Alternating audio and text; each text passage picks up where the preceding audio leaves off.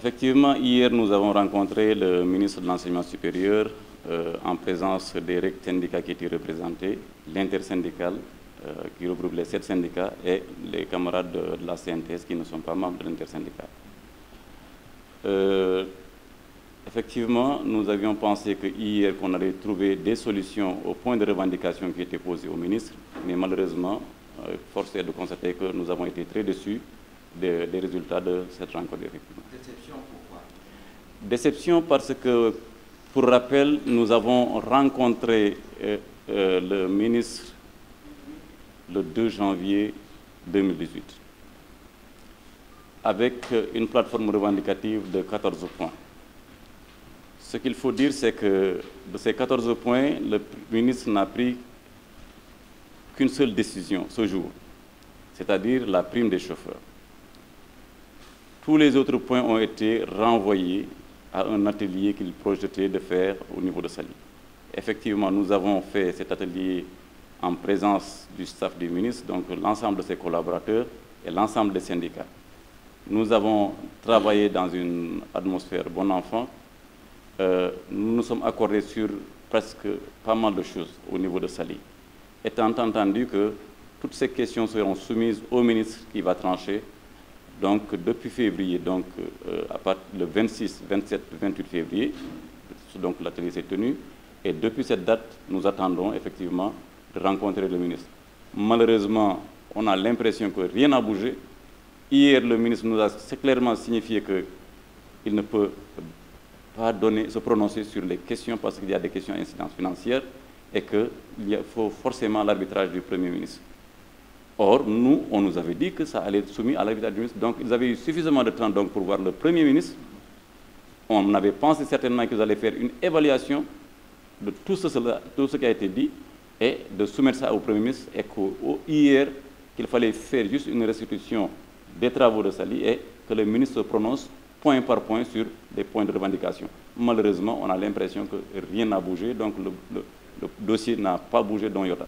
Ce que nous comptons faire hier, après la rencontre, l'intersyndicale s'est réunie, jusque tard d'ailleurs hier soir plutôt. Une vingtaine de personnes s'est prononcée et force est de constater que personne n'est content. Nous ne sommes pas satisfaits du traitement qui a été fait au dossier des personnels administratifs. Nous avons convoqué des assemblées générales au niveau de toutes les universités, Dakar, Ziguinchor, Thiès, Saint-Louis, Bambey, aussi bien au niveau des centres des œuvres qu'au niveau des campus pédagogiques. Donc, le mardi à 8 h dans tous les campus, donc, il y a assemblée générale. Puisque nous sommes mandatés par nos bases, nous allons restituer effectivement ce que nous avons pris au niveau de cette rencontre et à nos bases respectives de se prononcer. Et c'est à partir de ce moment seulement qu'on saura quelle est la conduite à tenir. Et la revendication essentielle d'ailleurs, c'est la révision du décret 2103 qui régit les personnels administratifs, techniques et de services des universités. Ce décret date de 2000. Comme vous le savez, les universités ont changé de paradigme. Il y a énormément de réformes au niveau des universités.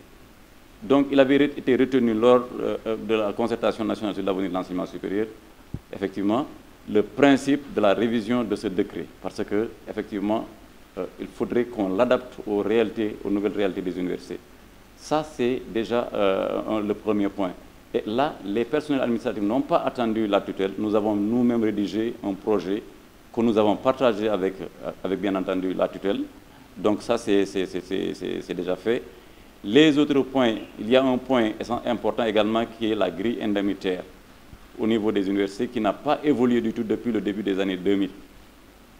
Cette grille n'a pas évolué, mais au-delà de cette stagnation, il y a de nouveaux corps de métiers qui sont apparus au niveau des universités. Des corps qui n'ont pas été pris en compte au niveau de cette grille indemnitaire. Autre point de revendication, c'est la mobilité au niveau des universités. Comme vous le savez, entre les universités, il n'y a pas d'affectation possible. Notre statut ne le permet pas. Pour aller à Ziguinchor ou Bambey, il faut démissionner de son poste et effectivement reprendre à zéro au niveau de l'autre université. On perd et en grade et en ancienneté. Un point important également, les problèmes de santé, parce que nous sommes régulièrement renvoyés au niveau des universités, au niveau des centres médico-sociaux, au niveau des hôpitaux, parce que tout simplement les universités ne sont pas à jour.